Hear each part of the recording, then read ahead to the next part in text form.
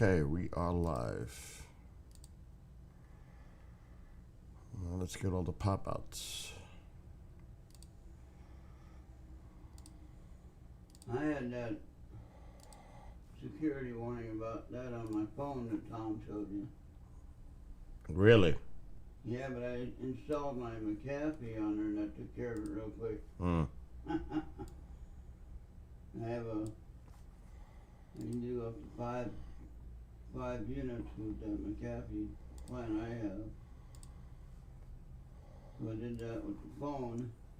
Yeah, they usually do that. Package deals for multiple devices. Yeah. Unlimited too for the, you know what I mean? Mm-hmm. I pay for it too, but I mean, I use Norton. Yeah, I had trouble with Norton before, but McAfee always been good. Okay, we are pop-ups everywhere. Oh no. No, I want them. Oh. I got 4 pop-ups on the screen. Oh, pop up chats and everything. What's up, Marco? So this is gonna happen in a few minutes. Hey, tell Marco I said hi. Ronald says hello, Marco. It's probably gonna be the same old nonsense, but we'll check it out. And I got to get the station to Chanel, so that'll happen as the conference is going on. So actually, I'm gonna have Chanel call me on the phone and do it that way. And then we have to go to the park in a little while. Yeah, that'd be nice. We're leaving at 1:30. So let's go see what's going on the NASA channel right now. So NASA holding public meeting on unidentified anomalous phenomena at 10:30. It's an own independent study on categorizing and evaluating data of unidentified anomalous phenomena. The agency also will host a media teleconference at the conclusion of the meeting. The full meeting will air on NASA television, the NASA app, and the agency's website through 2:30 p.m. Oh my gosh. Can't do it that long. So there you go. Toward all that lies beyond, our greatest adventures remain. So we'll just keep that on screen until it starts. So anyway, we'll be starting shortly on this. See what they have to say. Are you, Ronald? Don't forget, we're leaving at 1:30. Yeah, I'll be ready.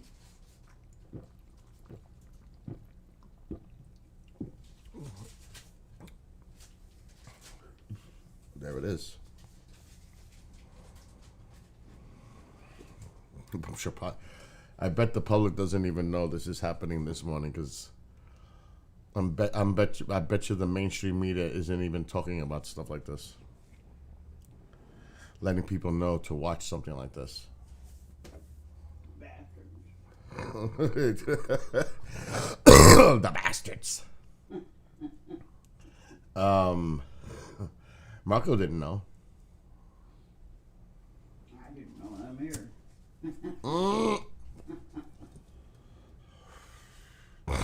Remember, whatever we talk about in the house privately, don't repeat it to other people. I know that.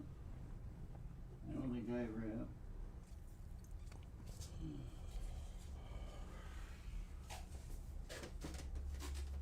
That's like confidentiality. Okay, good. Let me get ready too. I'm already dressed and washed up. I do gotta shave. I forgot to shave. That's nothing. Ugh.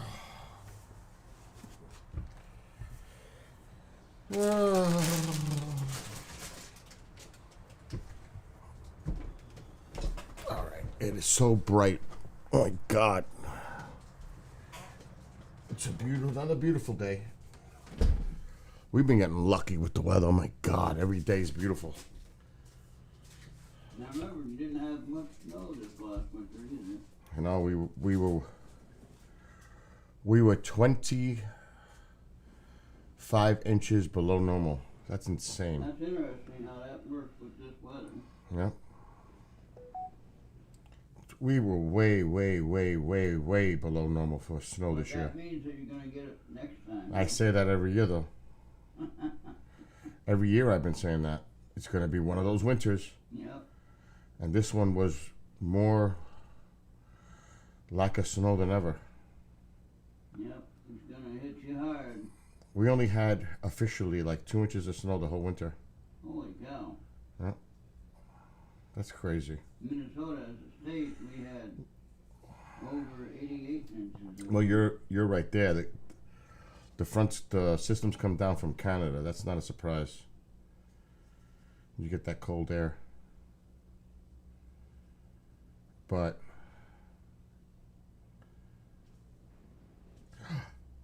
so let's skip the morning show. Oh shit. I have to delete. Uh-oh. He's not doing a show in the morning. How lovely. And I just set it up too. And I gotta delete it. I'm not doing a show.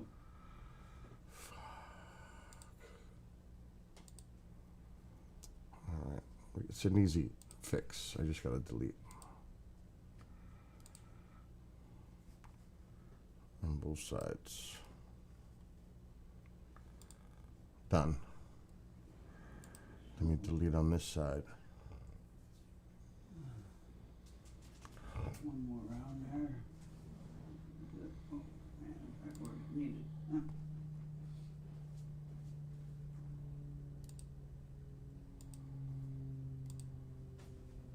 Alright, done.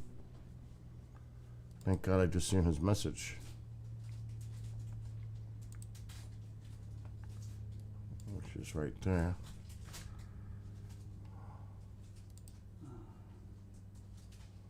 Oh shit.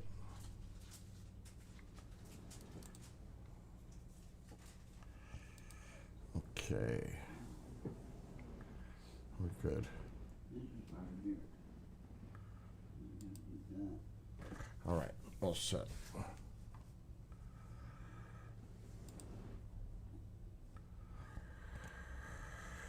Whew. Well, should be starting any second. What time is it? 10:29. Any minute now. And Chanel should be calling me any minute too.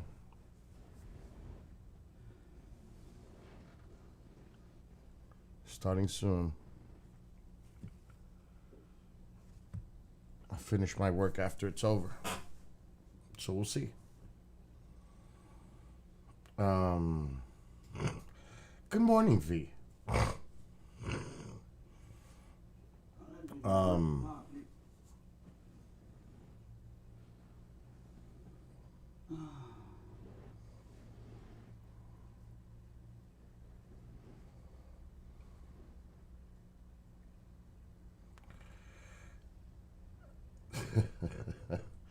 I'm not a morning person. I think a lot of people feel the same way.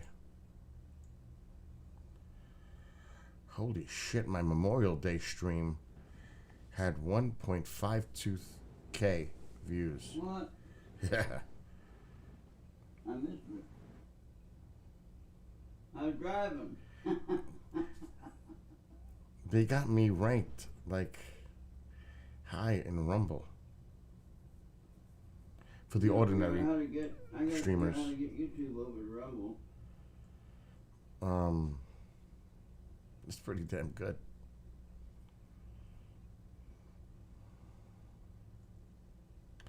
I mean, there's some big names that get hundreds of thousands of views. I'm a nobody and I got 1 point something thousand. Oh, here we go. Here they all are. Hold on, why am I not hearing anything? It's muted. Phenomena Independent Study Team. I'd like to call this meeting to order and introduce the panelists. In the back row, we have Nadia Drake, Paula Bontempi, Federica Bianco, David Grinspoon, Carlin Toner, Josh Sameta and Jennifer Buss. While in the front row, we have Walter Scott, Warren Randolph, Reggie Brothers, Shelley Wright, Scott Kelly, Anna Maria Barea, Mike Gold, and David Spergel, who serves as chair of the team. I have a few opening remarks, but to begin, I'd like to start with the following. First, I'd like to pay tribute to the life of retired Air Force Master Sergeant Sam Sato, who's being laid to rest at Arlington National Cemetery today. Following his active duty service, Sam served as the intelligence collection manager for the National Intelligence Manager for Aviation, where he played a critical role in UAP analysis. All of us at NASA offer our condolences to Sam's family, friends, and colleagues. Second, I'd like to take this opportunity to express my profound gratitude to our distinguished panel of experts for their unwavering commitment and dedication. It's disheartening to note that several of them have been subjected to online abuse due to their decision to participate on this panel. And NASA's security team is actively addressing this issue. We at NASA are acutely aware of the considerable public interest in UAP. However, it's critical to understand that any form of harassment towards our panelists only serves to detract from the scientific process, which requires an environment of respect and openness. Now, every member of our team is a recognized authority in their respective field, and they have our unequivocal support. NASA stands in solidarity with them, advocating for a respectful discourse that befits their expertise and the significance of their work. Thanks. Now, in recent years, the subject of unidentified aerial phenomena, nowadays termed unidentified anomalous phenomena, or UAPs, has captured the attention of the public, the scientific community, and the government alike. And it's now our collective responsibility to investigate these occurrences with the rigorous scientific scrutiny that they deserve. NASA Administrator Senator Bill Nelson believes that understanding UAPs is vital for several reasons, which is why he directed this study. First and foremost, it provides an opportunity for us to expand our understanding of the world around us. As an organization dedicated to exploring the unknown, this work is in our DNA. Secondly, this study aims to enhance situational awareness. The presence of UAPs raises concerns about the safety of our skies, and it's this nation's obligation to determine whether these phenomena pose any potential risks to airspace safety.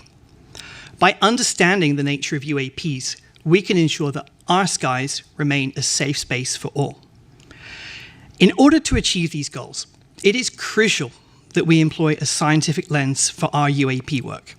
It's precisely this rigorous, evidence-based approach that allows one to separate fact from fiction. This team is comprised of experts from various disciplines, which allows them to approach this work from multiple perspectives. And we have greatly benefited from that collective expertise. Now, why do we value a scientific approach? It's because science is built on evidence. It thrives on scrutiny. It demands reproducibility, and above all, objectivity. When we approach UAPs from a scientific perspective, we do not come in with an agenda. We come in needing a roadmap. Indeed, the primary objective of this incredible team of experts is not to go back and look at grainy footage of UAPs, but rather to give us a roadmap to guide us for future analysis. And this is the very scientific method that NASA holds true to its heart. Scientific research is intended to be publicly available and transparent, and NASA prides itself on making its data and images available to the public to learn and explore on their own. By holding public meetings like this one, we aim for open and honest dialogue with the public. We recognize that public interest in UAPs is high and that the demand for answers is strong. Conversations like this one are the first step to reducing the stigma surrounding UAP reporting. Moreover, transparency is essential for fostering trust between NASA, the public, and the scientific community. In order to do things right, we must work together, pooling our resources, our knowledge, and our expertise. And by maintaining open channels of communication, we can facilitate collaboration, encourage the exchange of ideas, and ensure that our work is as robust as possible. Not only that, but our commitment to openness is in itself a reflection of NASA's commitment to scientific integrity. As an organization dedicated to the pursuit of knowledge, it is NASA's responsibility to be honest and forthright and to follow the science. And by being transparent in our work, we uphold our dedication to scientific excellence. The meeting today represents the first deliberative actions that the team has taken. And so it's important to keep in mind that they still have several months of work ahead of them. Their final report will be released this summer, and we will publish it on our website. NASA believes that the study of unidentified anomalous phenomena represents an exciting step forward in our quest to uncover the mysteries of the world around us. By embracing a scientific lens, we ensure that our work is rigorous and reliable. And by valuing transparency and openness, we can foster trust and collaboration with the public. Simply put, this is why we do what we do. Now, before I introduce Nikki, there are a few administrative matters to attend to. Firstly, the Unidentified Anomalous Phenomena Independent Study Team has been established in accordance with the Federal Advisory Committee Act, known as FACO. Its parent committee is the Earth Science Advisory Committees. As such, this group does not report to the government. It reports to the Earth Science Advisory Committee, who will debate the recommendations and formally transmit this team's report to the government. Next, our deliberative committee meetings, such as this one, are open to the public.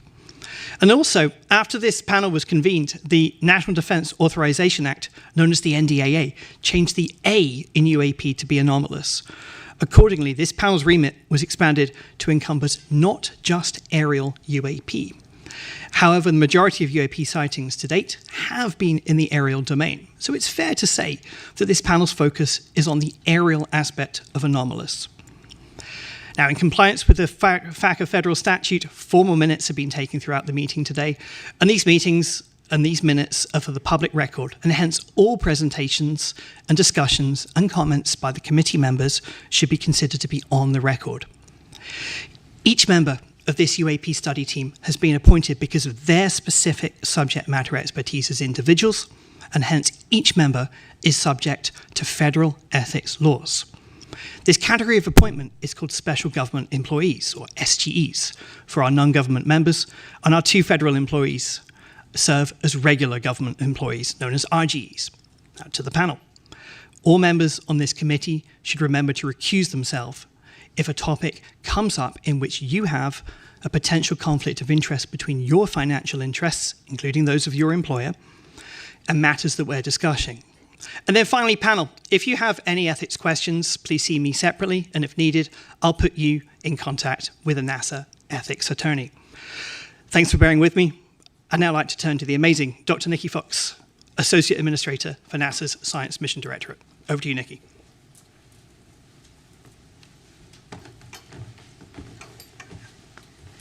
Thank you, Dan, and thank you to all the members of NASA's UAP Independent Study Team. Your selfless dedication to the pursuit of knowledge is just so commendable. And I want to thank you, the audience, for tuning in today to watch our first deliberative meeting of NASA's Independent Study Team on evaluating and categorizing unidentified anomalous phenomena. Before I begin, though, I really do want to double down on Dan's words, that it is really disheartening to hear of the harassment that our panelists have faced online, all because they're studying this topic. NASA stands behind our panelists, and we do not tolerate abuse. Harassment only leads to further stigmatization of the UAP field, significantly hindering the scientific progress and discouraging others to study this important subject matter. Your harassment also obstructs the public's right to knowledge. Our panelists are leading experts in the scientific, aeronautics, and data analytics communities. We are very lucky to have them on board to share their invaluable insights to inform NASA on what possible data could be collected in the future and how it can be collected to help us better understand the nature of UAP. The UAP Independent Study was commissioned to create a roadmap on how to use the tools of science to evaluate and categorize the nature of UAPs going forward. This roadmap, of course, will help the federal government obtain usable data to explain the nature of future UAPs. Transparency, openness, and scientific integrity are pinnacle to NASA's mission. They're at the forefront of this public meeting and have been throughout the team's 7 months on this study. As Dan noted, this is a working meeting, and so the public will have the incredible opportunity to witness the process of science in action. At NASA, we lead the world in exploration and are committed to rigorous scientific inquiry. The nature of science is to better understand the unknown, and to do that, our scientists need data. Right now, there is very limited number of high-quality observations and data curation of UAP. The existing data available from eyewitness reports are often muddled and cannot provide conclusive evidence that supports UAP recognition and analysis. Additionally, an object's background can complicate the data further and render it unusable due to conventional objects that can mimic or overshadow the phenomena completely, such as commercial aircraft, military equipment, the weather, and ionospheric phenomena like auroras. This lack of high-quality data make it impossible to draw scientific conclusions on the nature of UAP. Now, this team has used unclassified data from civilian government entities, commercial data, and data from other sources to inform their recommendations. And as Dan noted, they will be published in a public report that comes out this summer. I want to emphasize that there is really great benefit to studying unclassified data rather than classified data for this study. First, unidentified anomalous phenomena sightings themselves are not classified. It's often the sensor platform that is classified. And you can kind of think of it, if a fighter jet took a picture of the Statue of Liberty, then that image would be classified, not because of the subject in the picture, but because of the sensors on the plane. Second, unclassified data make it possible for our team to communicate openly to advance our understanding of UAP, not only with each other, but across the scientific community and to the public. This ensures a clear and transparent pipeline of information that can be built upon through generations to expand our understanding. This study relies on open data. Everything we use at NASA is open, and anyone can look at these records. So I invite you to visit our open data portal at data.nasa.gov to comb through our tens of thousands of data sets that are free and fully accessible to the public. Additionally, please check out data.gov/open/data for a great overview of where you can find the archives for our science and mission data sites. I am very, very much looking forward to hearing the deliberations put forth today from our distinguished panel of experts. Thank you so much for being here. Thank you, Dr. Fox. Before you go, I just want to open up to questions. Let me start with a question on this on the NASA data. I think one of the important things that we'll be looking at with other data sets and events is the data is not very well calibrated. Mm-hmm. Can you say just a little bit about how NASA goes through calibrating some of its Earth science data? Oh, yes. I mean, we very, very rigorous Earth science. I mean, all of our data sets, not just Earth science, go through extremely rigorous calibration. We don't release anything until it's really perfect. I mean, we have quick look data that is marked as quick look data. So, you know, you can use it to get preliminary findings, but wait for the really nicely cleaned up data. So a lot of rigorous protocol in putting out our data to make sure it is perfect. Do we have any other questions from the panel? All right. Thank you so much. Okay, over to you.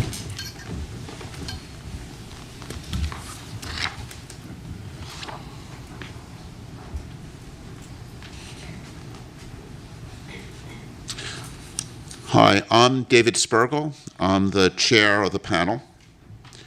And when I look at our chart, we have a lengthy chart, but the high-level summary of it is how can NASA contribute to understanding the nature of UAPs? And our role here is not to resolve the nature of these events, but rather to give NASA guidance to provide a roadmap of how it can contribute in this area. After my opening remarks, we'll hear from Sean Kirkpatrick from the AARO, and it's the AARO that's charged with leading the whole of government UAP effort. And they've already issued some preliminary reports on some of the events. NASA's role is to use its unique capabilities and its role as a civilian agency interacting with the scientific community in an open and transparent manner. And, as Dr. Fox emphasized, the Defense and Intelligence Agency data on UAP are often classified primarily because of how the data is collected, not because what's in the data. If a camera on an F-35 took a picture of a bird, it's classified. If a spy satellite takes an image of a balloon, and we've had in the news some balloons recently, that data is classified. And that's because of a desire to not reveal our technical capabilities to other nations. NASA, on the other hand, operates in a mode where it's collecting data in the open. And the NASA data is available on websites and is well characterized. And because of NASA being the civilian agency studying air and space, it has a special role to play. And I see our charge primarily as helping identify for NASA ways it could play that role and contribute to understanding. We've gone through a preliminary data collection stage, and to summarize some of the things that we've learned, the current data collection efforts regarding UAPs are unsystematic and fragmented across various agencies, often using instruments uncalibrated for scientific data collection. And if I think about the data that people have out there, it's in many ways what we'd like to think of as citizen science, but again, it is uncalibrated data, poorly characterized, not well curated. And we face, looking through this data, a significant background, a background of many of these events are commercial aircraft, civilian and military drones, weather and research balloons, military equipment, ionospheric phenomenon. We need to characterize how, when the data is taken, when it sees events like this first. The current existing data and eyewitness reports alone are insufficient to provide conclusive evidence about the nature and origin of every UAP event. They're often uninformative due to lack of quality control and data curation. To understand UAP better, targeted data collection, thorough data curation, and robust analyses are needed. Such an approach will help to discern unexplained UAP sightings, but even then, there's no guarantee that all sightings will be explained. Another challenge in this area is what we call stigma. There's a real stigma among people reporting events. And despite NASA's extensive efforts to reduce this stigma, the origin of the UAPs remain unclear, and we feel many events remain unreported. Commercial pilots, for example, are very reluctant to report anomalies, and one of our goals in having NASA play a role is to remove stigma and get high-quality data. In fact, if I were to summarize in one line what I feel we've learned, it's we need high-quality data. And this is not as a research scientist whose work has been primarily focused in cosmology, I would say the lesson of my career has been you want to address important questions, you need high-quality data with well-calibrated instruments. So let me now introduce the agenda. We're going to hear from a number of experts who will be presenting up to lunch. We'll then break at 12 for lunch, from 12 to 12:30.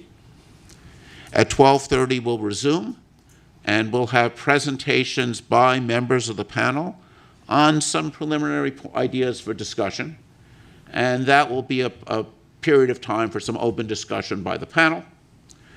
We will then have a Q&A session based on questions that have been sent in advance to the website, and we've curated those questions and grouped them together, and we'll be going through a lot of those questions, and then we'll summarize. And then over the subsequent couple months, we'll work on putting together the report, and as Dan said, we're aiming to make a public report available, we hope, by the end of July. So now let me turn this over to Sean Kilpatrick. Hang on. We'll do a couple Q&As. Oh, we'll have some Q&As from me? Yeah. Okay. From the panel. Any questions on the panel? Thoughts? Yes. We'll get the mic.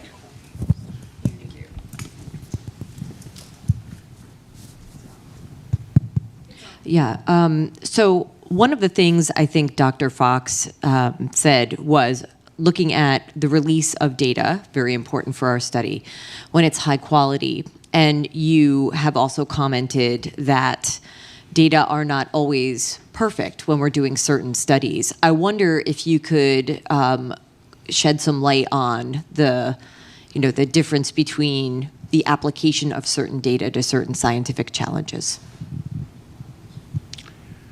So, when you look at your camera is often designed to take an image in the daytime and might not be optimized for nighttime imaging. Or if you take something that astronomers are very familiar with, is we design our telescopes to work at night. And if the sun is not even if you would never take the Hubble telescope and point it at the sun. This would destroy its detectors.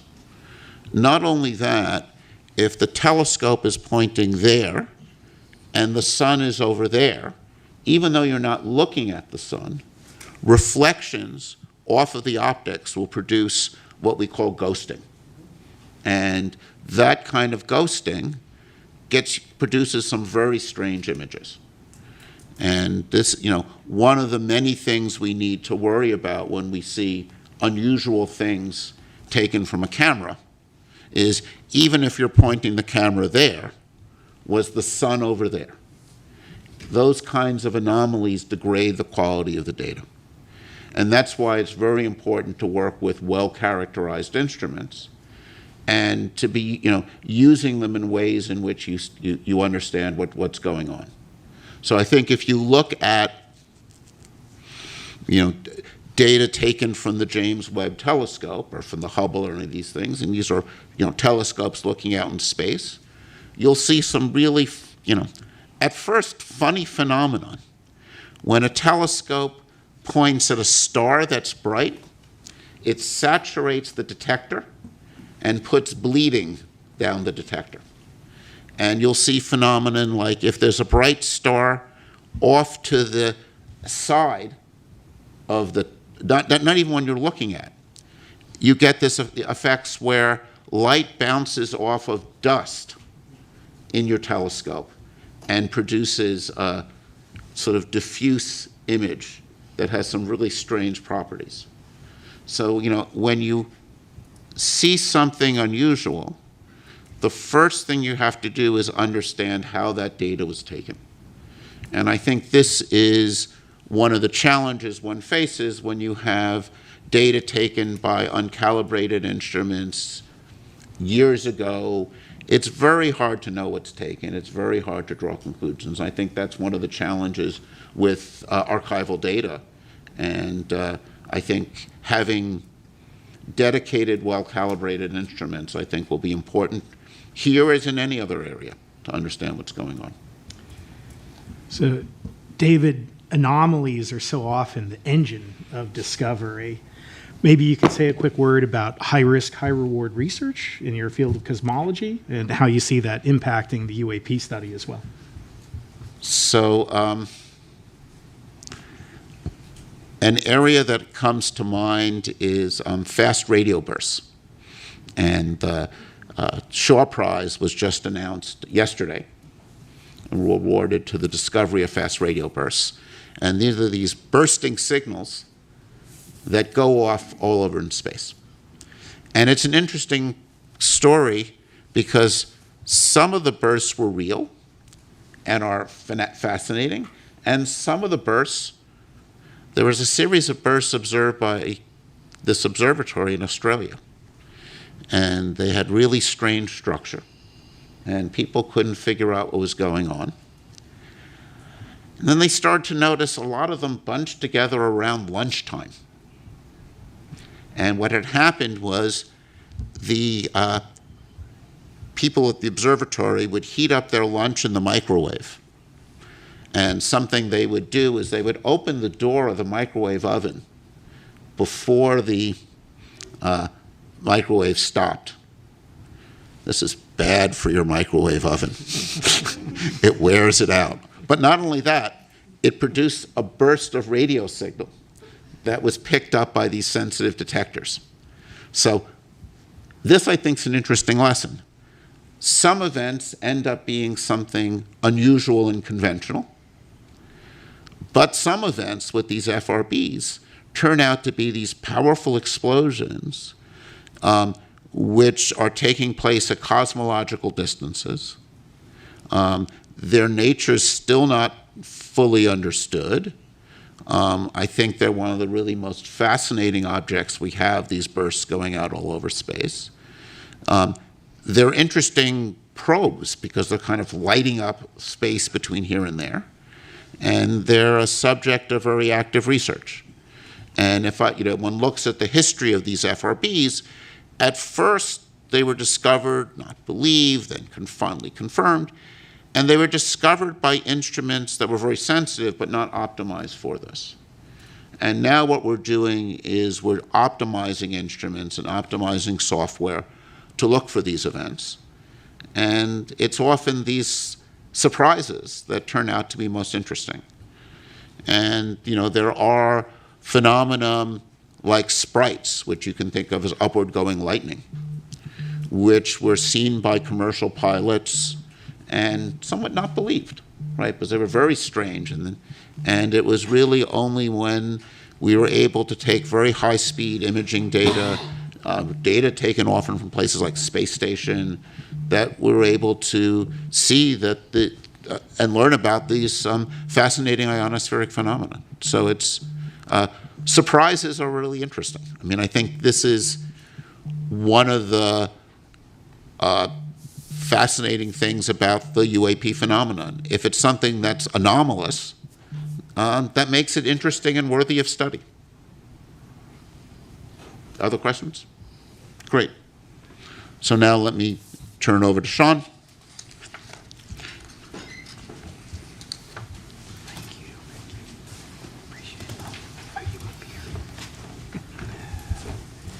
Thank you, David, Dan. It's a pleasure to be back. Good morning, everyone. I want to start by thanking NASA for convening today's UAP Independent Study public meeting and inviting me to continue to participate. NASA has been an invaluable partner to our team at Aero as we work to better understand and respond to unidentified anomalous phenomena. We applaud NASA for commissioning its independent study team and for exploring what data and tools could be leveraged to shed greater light on UAP. Though NASA and Aero are taking on very different aspects of the UAP problem set, our efforts are very much complementary. We both are committed to the scientific method, to a data-driven approach, and the highest standards of scientific research integrity. While NASA is evaluating unclassified data sources for its study, Aero's data set includes classified material with a focus on national security areas. However, all of this data collectively is critical to understanding the nature and origin of UAP. NASA brings unique capabilities, world-class scientists, and a wealth of academic and research linkages. NASA also has access to Earth sensing satellites, radiological sensors, tools for gravitational wave, geomagnetic wave detection, and means for analyzing open source and crowdsourced data that may assist both Aero and NASA in their UAP efforts. We are very grateful for the partnership and welcome the opportunity to join with NASA to share our collective findings with the public as the U.S. government moves towards greater transparency on this issue. Last month, I testified before members of the Senate Armed Services Committee on emerging threats and capabilities and shared some of the progress made since ARRO's establishment in July 2022. I discussed ARRO's scientific and analytic approaches, its efforts to improve UAP data collection, standardize our reporting processes, leverage our partnerships, and meticulously review the U.S. government's UAP-related historical records. As I told the subcommittee then, the resolution of all UAP cases cannot be accomplished by DoD and the intelligence community alone. ARRO's ultimate success will require partnerships with the interagency, industry, academia, the scientific community, and the public, which all bring their own resources, ideas, and expertise to the UAP challenge. We believe robust collaboration and peer review across a broad range of partners will promote greater objectivity and transparency in the study of UAP. Of course, NASA's UAP independent study team was convened very much in that spirit. I also emphasized to Congress that only a very small percentage of UAP reports display signatures that could reasonably be described as anomalous. The majority of unidentified objects reported to ARRO and in our holdings demonstrate mundane characteristics of readily explainable sources. While a large number of cases in ARRO's holdings remain technically unresolved, this is primarily due to a lack of data associated with those cases, very much along the lines of what David was just speaking about. Without sufficient data, we are unable to reach defendable conclusions that meet the high scientific standards we set for resolution. Meanwhile, for the few objects that do demonstrate potentially anomalous characteristics, ARRO is approaching these cases with the highest level of objectivity and analytic rigor. This includes physical testing and employing modeling and simulation to validate our analyses and the underlying theories, and then peer reviewing those results before reaching any conclusions. ARRO has shared these cases with the appropriately cleared NASA team members in order to discuss and help recommend potential scientific areas of study that NASA may want to take lead on. I'll underscore here, as I did before Congress, that ARRO's work will take time if we are committed to doing it right.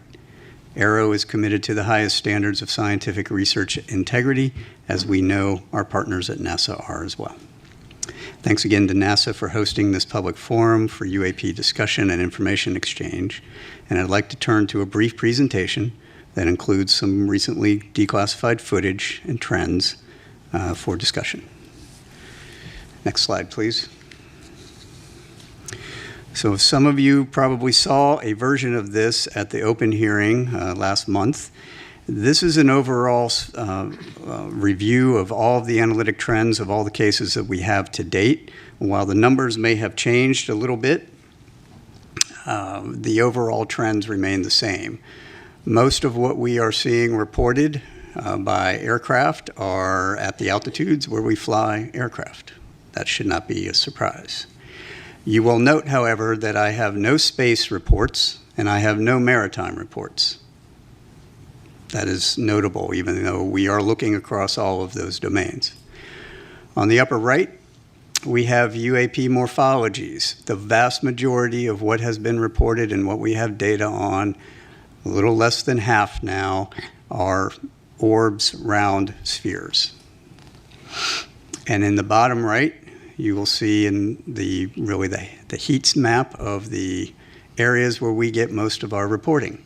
This is very much a collection-biased map. This is where our sensors are, our military, NRIC, and some of the FAA data.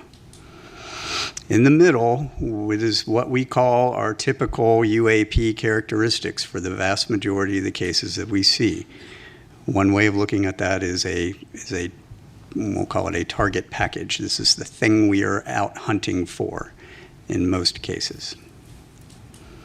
Next slide, please.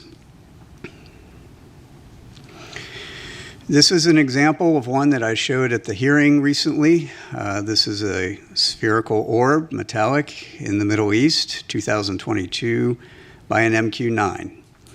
I will come back to the sensor question that David raised here in a moment. This is a typical example of the thing that we see most of We see these all over the world, and we see these in making very interesting apparent maneuvers. This one in particular, however, I would point out, demonstrated no enigmatic technical capabilities and was no threat to airborne safety. While we are still looking at it, I don't have any more data other than that. And so being able to come to some conclusion is going to take time until we can get better resolved data on similar objects that we can then do a larger analysis on. Next slide, please. I'm going to let this play through. This is a newly released video. You'll notice there are two dots moving back and forth. There is a plane at the bottom that's moving across the screen, and now there are three dots moving back and forth. The moving back and forth is from the sensor and the platform that's collecting it. This is a P3 on a training mission in the western United States. They picked these up and they tried to intercept and was unable to intercept them. Apart from that motion, and you'll see a little bit of defocusing from the sensor itself, there is no other oddity about this, except for the fact that they couldn't catch them. The reason they couldn't catch them is because after further analysis, it was shown that those objects were actually much farther away from the P3 than they thought. And in fact, when we went even deeper, looked at air traffic control data, we were able to match those to aircraft on a major flight corridor heading into a major airport for landing. This is the kind of thing that can spoof and or provide misperception of both very highly trained pilots as well as sensors, right? And this was reported as an odd grouping of 3 UAP. All right. That is not to say that the pilots didn't know what they were looking at, or they knew what they were looking at, but they weren't really sure. But it also is meant to say that when they're not sure, they're reporting it now, and that's what they're supposed to be doing. And then we have to go look at it. Next slide, please. That brings us to really what is Aero doing in the science and technical realm. So this is one of those areas that I'm going to expound a little bit more on than we did in the last hearings. Aero has a robust scientific plan that we are required to then provide to Congress here pretty soon. One of the first things that we're doing is looking across all the existing sensor data against that typical UAP target that I gave you up at the very first slide. That goes beyond DoD and IC sensors. That's commercial, that's civil, that's and with partnership with NASA sensors and NOAA sensors.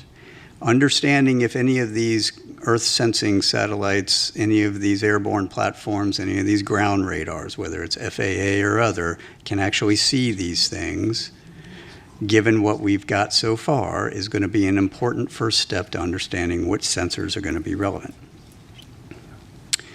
From there, we are augmenting with dedicated sensors that we've purpose-built, designed to detect, track, and characterize those particular objects.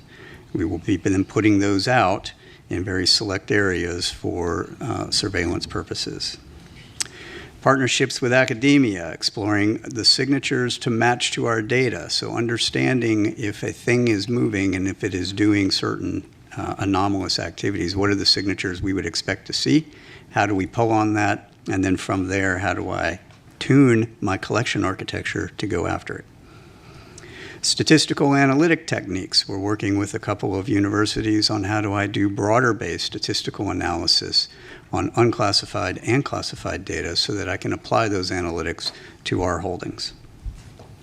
And then AI and ML analytic techniques for searching out through the data what are the objects, what are the targets that we're going after. We have partnerships with both DoD and DOE labs to explore our current state-of-the-art fundamental physics of UAP observations, both current and historical. In other words, if I have objects, those few that are doing some things that are anomalous, what is our current understanding of maneuverability, speed, signature management, propulsion. What are those underlying signatures that we would expect to see, and how do I then pull on that? Our interagency and allied partnerships for calibration of our capabilities. This is exactly what David was pointing at. A vast majority of what we have reported to us are DoD sensors. DoD sensors are not scientific sensors. They are not intelligence community sensors. Believe it or not, intelligence community sensors are very close to scientific sensors. They are calibrated, they are high precision, they are everything you'd ever want to know about a thing. DoD sensors have one purpose. They are to identify an object that is known and put a weapon on it. That is what they're for, right, predominantly. So understanding how do you calibrate those against these known objects? How do I fly an F-35 against a weather balloon at different speeds and different altitudes and different sun conditions and different lighting conditions and heating conditions? Those are all important measurements that need to be done, and we are in process of doing that right now. That table on the right is a very simplified version of our entire test matrix, which you would not be able to fit on 3 of these slides against all of our sensors across all of those phenomenologies. That will be useful in order to then train our operators, pilots, and sensors against the known objects. And then finally, our pattern of life analysis. This is essentially baselining what is normal. I have all these hotspot areas, but we only have hotspot areas because that's when the reports come in from the operators that are operating at that time. They don't operate all the time. So to have a 24/7 collection monitoring campaign in some of these areas for 3 months at a time is going to be necessary in order to measure out what is normal. Then I'll know what is not normal. Right, when we have additional things that come through those spaces. And that includes space and maritime. Next slide, please. Which brings me to some of my recommendations for the panel and their consideration and deliberation. Some of these we're going to be exploring with our new NASA embed, whom I'm happy to be welcoming on pretty soon, who's going to help us in our scientific plan. Crowdsourcing unclassified open source data. This is where some of the public can be helpful. Imagery from an iPhone is generally not helpful unless you are right up on whatever it is you're looking at. However, some of the ancillary data that your iPhone provides, from location to speed to other phenomenologies, and more than one of those can be very helpful. Right? Large-scale, ground-based scientific instrumentation. Evaluating how can I use some of these other instruments for detection. The FRB example was perfect, right? You have a bunch of large-scale instruments that were not designed for that, yet they picked them up because there was a microwave. Well, we have a surrogate target package of what we think these things are, at least from what we've got reported to us. That was in the front slide. Understanding how can I evaluate that against all of these other instruments, and do any of them have a chance of picking anything up that would be helpful in tipping and cueing us to get other sensors on target. I think leading that evaluation of the scientific ground-based sensors would be useful. Also, the same thing for the Earth Sciences satellites, as we mentioned before. Intentional vice coincidental collection. So looking at how can I provide a tip and cue to both the ground and space-based scientific and academic sensor community to put additional sensors on a object when it is reported. I'm currently doing that with Aero, the Joint Staff, the commands for when they get tip and cue, right? So a pilot says something, they see something, they report it in, and we're going to turn on a whole bunch of new collection to go after it. I should be able to hand that same tip and cue to the scientific and academic community So looking at how that works would be helpful.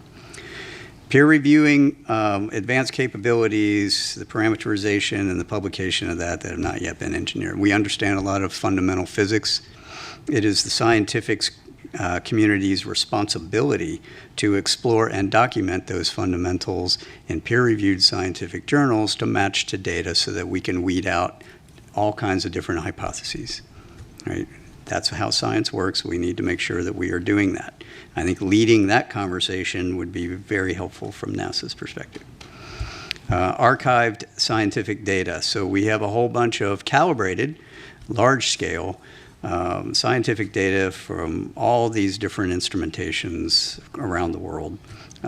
Taking a look at how can you apply maybe some AI, ML tools to search through that data for anomalous signatures that may correlate to things that we've got reporting on. That would be an interesting study. Distributions of sightings. I think this is a low-hanging fruit one, right? So if we take a look at all of the distributions of sightings that are outside of my national security areas that I've got classified reporting for, and they generate the similar distribution map as we've got, and we put those two pieces together, now I have a holistic picture. And then, of course, our foreign partnerships, building a robust scientific community of interest, review data, capabilities, conduct analysis, expanding upon our military and intelligence collaborations across the world into the scientific and academic world. And with that, those were my thoughts. We've talked about some of these in the past. It would be interesting to hear if there's any further questions or deliberations on any of those points, and I'm happy to take any questions that you all have. Great. Thank you, Dr. Kirkpatrick. And I also want to take this opportunity to thank you and the AARO for your openness in providing this committee with insight and information about what you've learned so far, how we could work together. I think this is very much an area where it's going to be essential that NASA be a partner and be a good partner for AARO, and I think you're really want to thank you for your role with this committee in helping to start to build that partnership. It's been my pleasure. And let's, Reggie. Hey, Sean, thanks for the briefing. Question. We talked a lot about data already. Let's talk about sensors for a second. So you mentioned that you work with labs, academia. Do you see a need to go beyond what you mentioned earlier? That is the type of sensors that we have right now, which are based on national security threats and certain phenomenologies and frequency ranges, these kinds of things. Do you see a reason of going beyond that? Yep, And absolutely. So what are some of the challenges you see there, materials or what have you? So can we go back to the front slide, just the first slide where the target characterization is? So we've purpose-built a couple of sensors to do search across that, nope, down one, there you go, that's great. To go down some of those characteristics to see if we can find them correlated to pilot reporting. Right. Some of those are, initially this is going to be, I'm going to say this is a bootstrap method, right? We're doing a broad spectrum search across very few indicators that we can point to that will enable us to get a little bit more data, refine that, narrow those sensors and go from there. So we aren't just relying on the DoD and IC sensors that exist today because frankly they don't point to where we want them to point, right? I mean, I'll be frank with everyone. We can point the largest collection apparatus in the entire globe at any point we want. You just have to tell me where I want to point it. The second piece of that is a lot of what we have is around the continental United States. Most people, including the government, don't like it when I point our entire collection apparatus to your backyard, right? It's not allowed. We have some laws about that, and we've got to figure out how to do this only in the areas that I can get high confidence there's going to be something there, and high confidence I'm not going to break any laws doing it. Right? So there's a trade there. So some of these ground-based point detectors are going to be necessary for that, to point up, to point out, to search. Coupled with, we're evaluating a number of sensor opportunities across different organizations, academia, industry, whatnot, that already exist or are being built for similar purposes, or maybe other purposes that I might be able to recalibrate for this and see if those will have a chance of seeing that target, right? So that's where the modeling and sim comes in. Can I take that target, put it into your sensor, and have a chance of seeing it? If I can, then I might want to use that. Right. Oh, wait. Who's next? Are you? Nadia. Go. Hi. Thanks, Sean. I have the questions you probably don't want, which are about numbers, unless I missed them during your presentation. You had said that only a very small percentage of your cases display signatures that could be anomalous, and then followed that up with the few objects that do demonstrate potentially anomalous characteristics. What numbers are we talking about? How big is your database? How many years was it collected over, and were those observations made? And then by few, what do you mean? Right. No, that's a great question.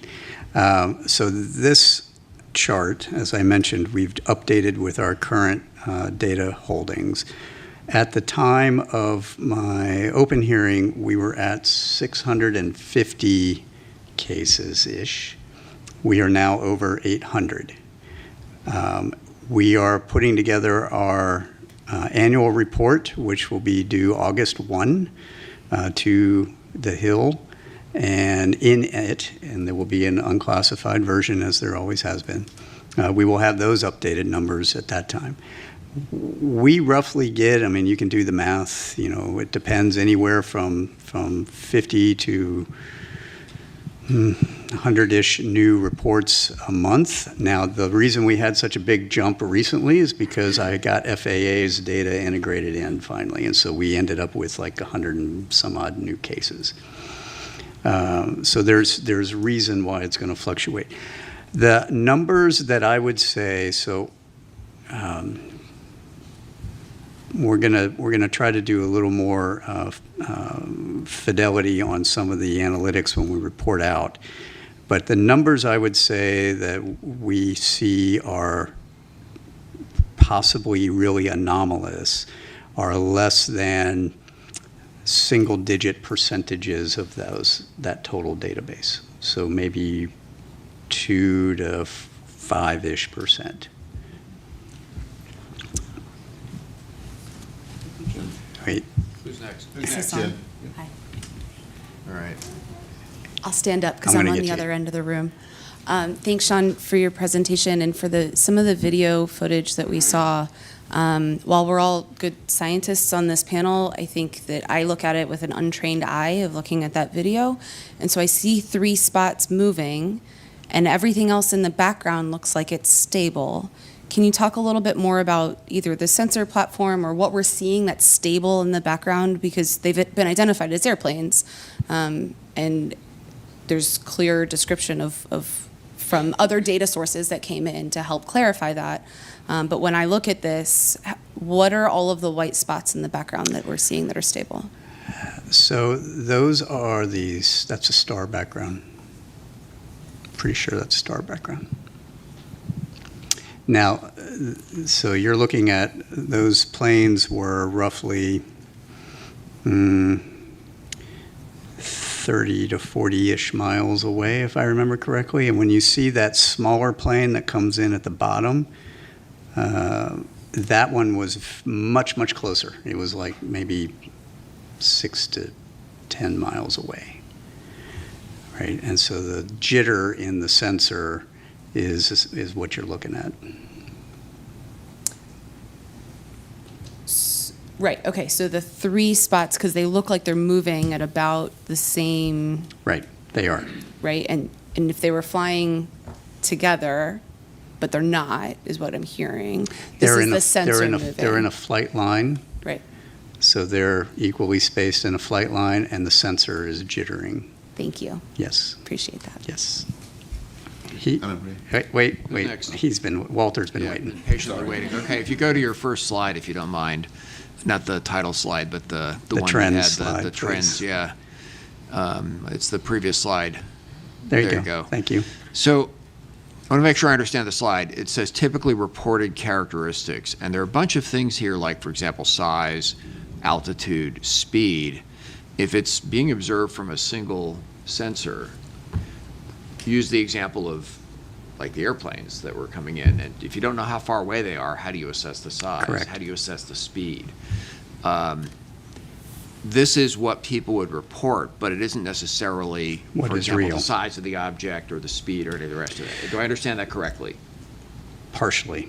Okay. So this is not all single sensor observations. Some of these are very much multi-sensor observations. Okay.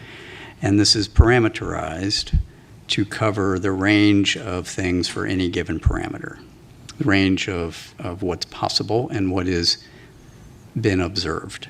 Okay, and then on the next slide, the one where you've got the, whatever Orb. it is, the meatball moving across the screen. Right, that one.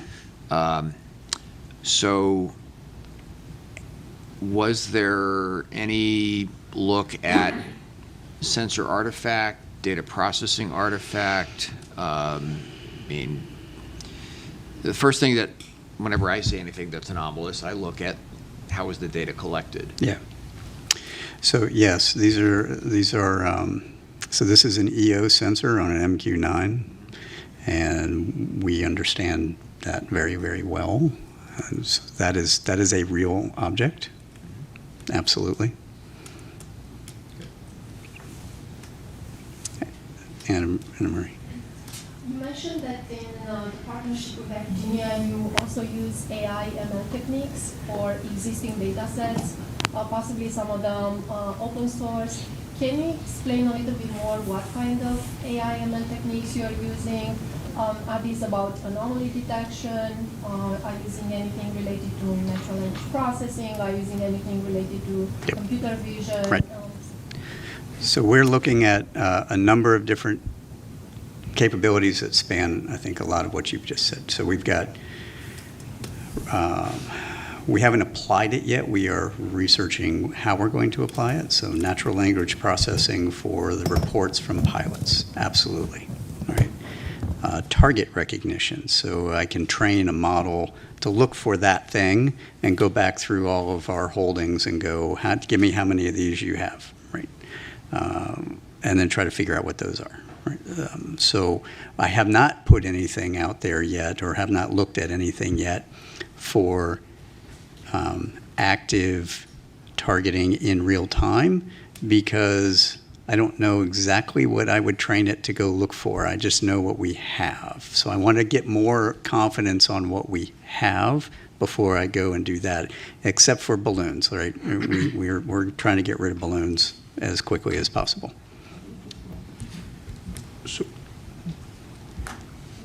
So, Sean, I just wanted to begin by thanking you for your service to this nation, this committee. You don't exactly have the easiest job in Washington. So no, I do not. Appreciate it. I'm glad you recognize that. Yes, we certainly do. I also want to commend you noting the international partnerships. Spain just signed the Artemis Accords yesterday, increasing the membership to 25. I think that's a global partnership that you could leverage. Only 170 more countries to go, NASA, before we have everyone signed up. I just have two questions. One, relative to what Nadia was asking you about the number of anomalous phenomena. What makes it anomalous in your view? What is the phenomenology where you're pulling those cases out and saying this is truly unexplained? And then my second question would be relative to the stigma. How damaging is that in your view? And what in particular do you think NASA can do to help remedy the situation? Those are great questions. I'm going to take the second one first, because I know we're getting short on time. The stigma has improved significantly over the years since the Navy first took this on some years ago. It is not gone, and in fact, I would argue the stigma exists inside the leadership of all of our buildings, right, wherever that is. My team and I have also been subject to lots of harassment, especially coming out of my last hearing, because people don't understand the scientific method and why we have to do the things we have to do. right? And because we can't just come out and say, you know, the greatest thing that could happen to me is I could come out and say, hey, I know where all these things are. Here you go. Right? But I don't, right? And it's going to take us time to research all that. People want answers now, and so they're actually feeding the stigma by exhibiting that kind of behavior to all of us, right? That is a bad thing. Where can NASA help? I made that recommendation on NASA should lead the scientific discourse. We need to elevate this conversation. Right? We need to have this conversation in an open environment like this where we aren't going to get harassed. Because this is a hard problem. It is a hard target problem. We need to understand what is the things that are in all of our domains, space or air or undersea, and how do we make sense of that? Right. Your first question on what makes it anomalous to me, we actually developed some definitions on all of these things. We gave it both to the White House and to Congress. I think we've got some of that into law now, but essentially anomalous is anything that is not readily understandable by the operator or the sensor. Right? So it is doing something weird, whether that's maneuvering against the wind at Mach 2 with no apparent propulsion, or it's going into the water, which we have shown is not the case. That is actually a sensor anomaly that we've now figured out, and we're going to be publishing all of that. You know, those kinds of things make anomalous. Signature, we'll call it signature management, but it's things that are not readily understandable in the context of, hey, I've got a thing that's out in the light. It should reflect a certain amount of light. If it doesn't reflect that amount of light, something weird. I think we have time for one last question. Sean, you recommended foreign partnership with NASA. I'm curious, especially given your map, have you, as Aero, partnered with international agencies, and is there ways for reporting to your? Mm-hmm. So that's a great question. I want to expound on that just a little bit. So I have just held our first Five Eyes forum on this subject last week, I think it was, or earlier this week. I don't know. Dan was there, and we have, we've entered into discussions with our partners on data sharing. How do they do reporting? What kind of analysis can they help us with? What kind of calibration can they help us with? What can we help them with? And we're establishing all of that right now. And they're going to end up, sending their information and data to us to feed into the process that we've laid out for how we're going to do all of this. Beyond that, I have not had either the time or the bandwidth to do, and that's why I would look to NASA to expand the scientific and academic relationships that they have across all of our allies and partners on how can we bring them into the fold. That's where I think there's a lot of benefit to NASA taking lead on that. Great. Thank you. But one just clarifications for people who don't know, what are the Five Eyes? Oh, I'm sorry.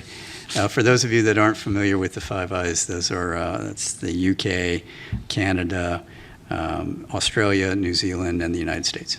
So those are the 5 partners. Terrific. So thank you very much. Thank you.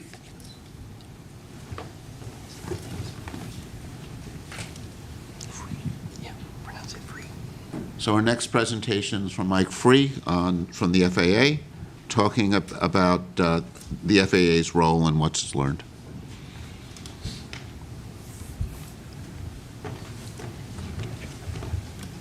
Would like to thank the panel for the opportunity to come and give an overview of the FAA and some data points around the FAA's mission, the data the FAA provides, to provide the framing of what are the surveillance systems that we can bring to bear, or there's data around those sensors, as well as to frame the limitations of those. I know Sean talked about some of the data points that are used and being integrated. So hopefully this will give you an overview of the FAA's mission, as well as those data points. Next slide, please. So the FAA's mission is quite large and complex. By a factor of 2, we operate more commercial aircraft than any other country. I think we're second only to Australia in total airspace, but largely because Australia has a very large oceanic volume that they're responsible for managing. So it is a very complex, very large national airspace system. We have over 14,000 controllers, 520 air traffic control towers, which are located at the highest density of airports, and I'll refer to those as towers in subsequent slides. We have 147 what we call terminal radar approach controls, or TRACONs, and those are manned control facilities at the high and medium density airports around the nation, as well as 21 air route traffic control centers, which manage the control of air traffic in the en route environment.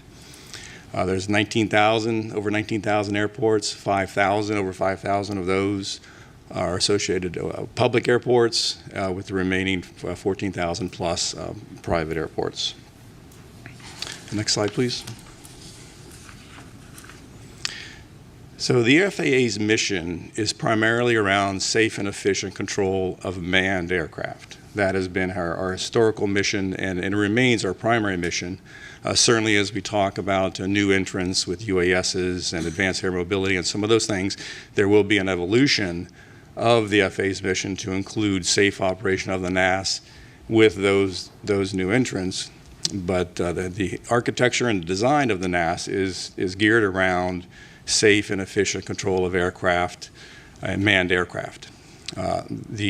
Certainly the commercial aspect, the commercial flights are a primary focus of the agency. We certainly support general aviation and flights as well. But again, our mission is around manned aircraft and safe and efficient operation of those. By the numbers, over 16 million flights yearly, 5,400 flights at the peak time of any given day, 45,000 daily flights, 25 million GA flight hours per year. Very large, very complex operation that we're responsible for managing. We certainly provide a significant contribution for that service to the nation in the form of product toward a GDP. Next slide. So as we get into the discussion of surveillance services, I want to provide a little bit of framework around the categorization of our surveillance services, and we primarily break those into two bodies. The cooperative surveillance, which is defined by a sensor that's avionics or equipment on board the aircraft that works in conjunction with ground-based sensors. The non-cooperative surveillance is independent. This is basically the classic radar. RF energy is transmitted out, reflects off the target, and we receive that signal, and from that return we can determine where that aircraft is. Typically these cooperative and non-cooperative sensors are co-located together, the cooperative mounted on top of the non-cooperative radar. So from a data perspective, I think in this panel, in this study, I think that the cooperative sensors, those are neither unknown or anomalous. So for the purposes of this briefing or the rest of this briefing, I'm going to focus on the non-cooperative aspect. Next slide, please. So again, from a standpoint of the mission of the FAA, is primarily around manned aircraft, and I think that serves as an important framework for the data points and the type of data that we can bring to bear for this panel. So we break our systems and the design of the systems into different types of systems. So we have short-range radars, which are typically located at the high and medium density airports. And those operate from a range, they have a detection range of between 40 and 60 miles, and an altitude detection capability of about 24,000 feet. The long-range radar systems have a detection range of 2 to 250 nautical miles with altitude detection up to 100,000 feet. So that provides the basic the framework for those.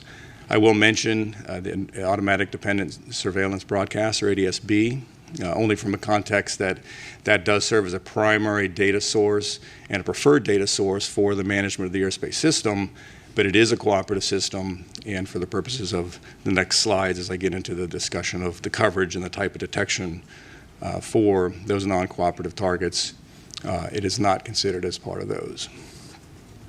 And also surface surveillance is also something that we provide, but again, for the purpose of the study, I only include those for just a completeness perspective.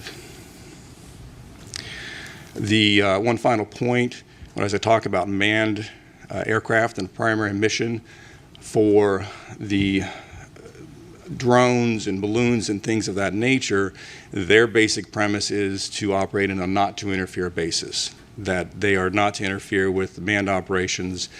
And that's a fundamental aspect as we talk to the data and what we can and can't detect with respect to those non-manned systems. Next slide, please.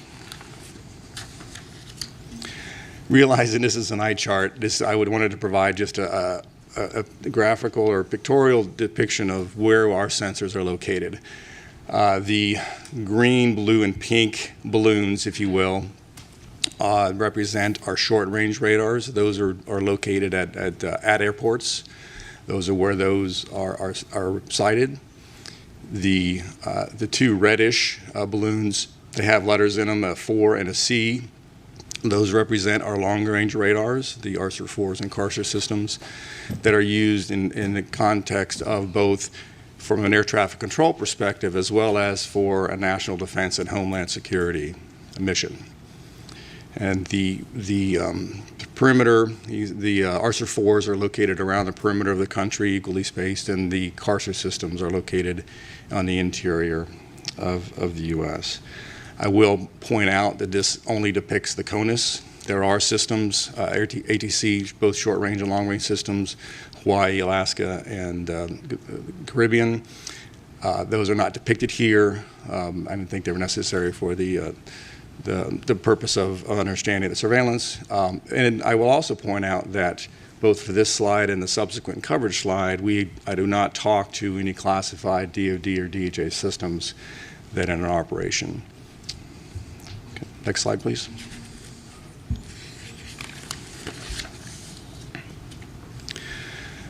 So what can the FAA detect and surveil, what can we not? This slide gives you a by altitude slice of what it is that we can detect. So if you look at the square that's labeled 1,000-foot AGL, that depicts by sensor for an aircraft that is 1,000 feet in altitude, what is the range at which we can detect that aircraft. And so on, as you get higher in altitude, or higher in altitude, you can detect it at further range. And that's basically a phenomena of the curvature of the Earth and the line of sight aspect of these radar systems. So pretty good coverage across the U.S. at 10,000 feet and above. This is a mathematical model based of a pure line of sight as well as some geographical screening. As you can see in the western part of the U.S., there is screening due to the mountains and those sensors. Need to take a little bit of time and talk about the nature of the targets. These line of sight models represent an input of a target that is 1 square meter. So think of a sphere of 1 meter in diameter. That's the assumption that goes into these models. So if you think about that in the context of other forms or aircraft, a 4th generation F-15 or F-18 is in the proximity of about 1 square meter, perhaps a little bit larger. A large airliner is perhaps 100 square meters. A small UAS is perhaps a 0.01 square meter. So the range of these detections or the size and the ability to detect these targets from an F-15, large airliner 100 times larger in size, a drone 100 times smaller in size. So the detection and the surveillance capability really largely depends in part to the target that we're talking about and the ability to surveil that target. All right, next slide. So I do include this ADS-B coverage slide just to give a context of, from a cooperative perspective, there is very good coverage across the U.S. to 1,500 feet above ground level.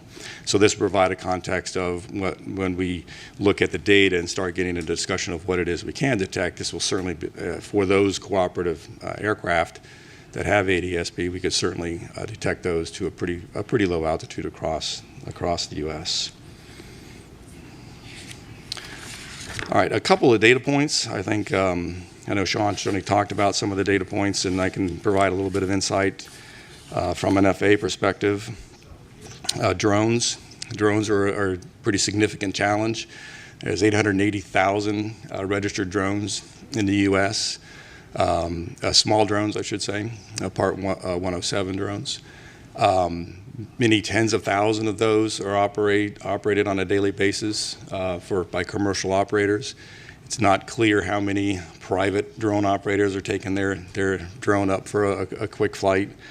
But as I said earlier, those are regulated they're regulated to operate below 400 feet in altitude. So again, it's the drone aspect is for those small drones in particular, and as well as all classes of drones. There are regulatory restrictions to where they can and cannot fly, basically avoiding and not interfering with manned aircraft operations. Second data point, we talked about balloons. The Weather Service, we know on 92 weather stations that release balloons twice a day. It's 6 a.m. and 0000 Zulu and 1200 Zulu. Typically 2-hour duration. They fly up to 100,000 feet where the envelope bursts and then the payload descends back to Earth. So certainly, at least 184 balloon flights daily in the NAS, not to consider.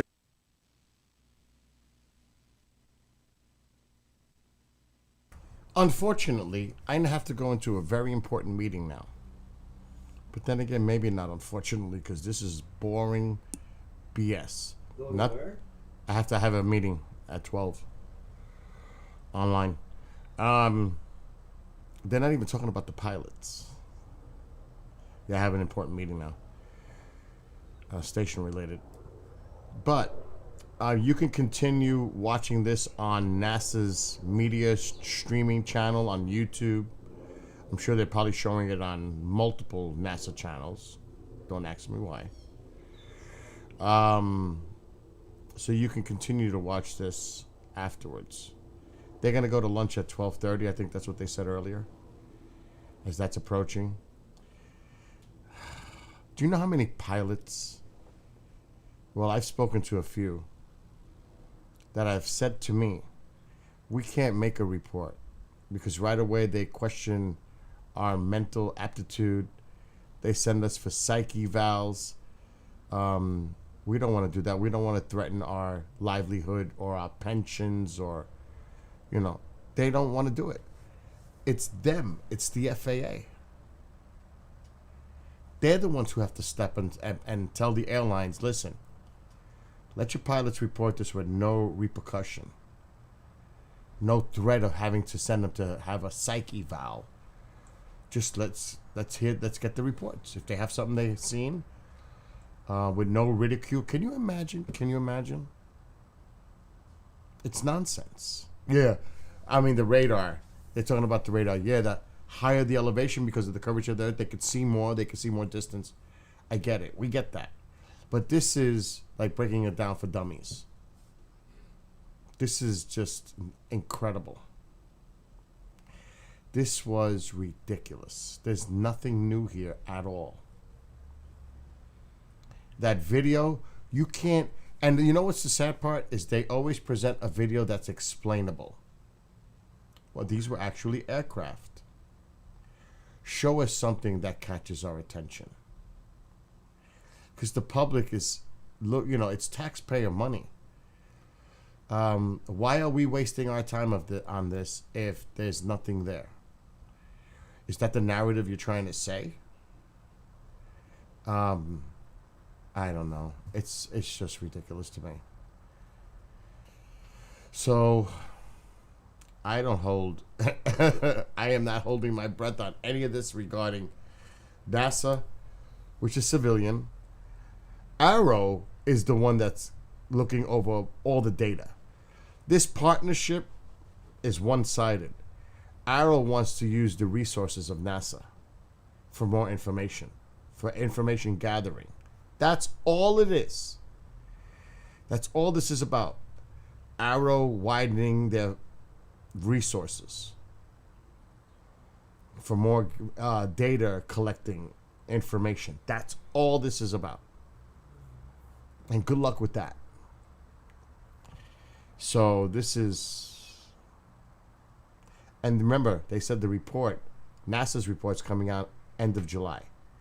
So nothing you're going to see today is going to come out with any relevant information. It's just talk. Now, on the flip side, I'm just saying, on the flip side, because I got to get out of here, this could be kind of softening the public. What I mean by that is coming out with all these press conferences that they're looking at this scientifically. So if something were to happen in the future, they can say, well, look, we've been talking about this for quite some time. We've been putting this out to the public so they have a better understanding what this study is all about. So that if it ever happens, they could say, look, we've been telling you. We've been looking into this. So this could be also cover up your ass kind of thing. There's many ways you can flip this. We told you so. We've been telling you. Well, we found something.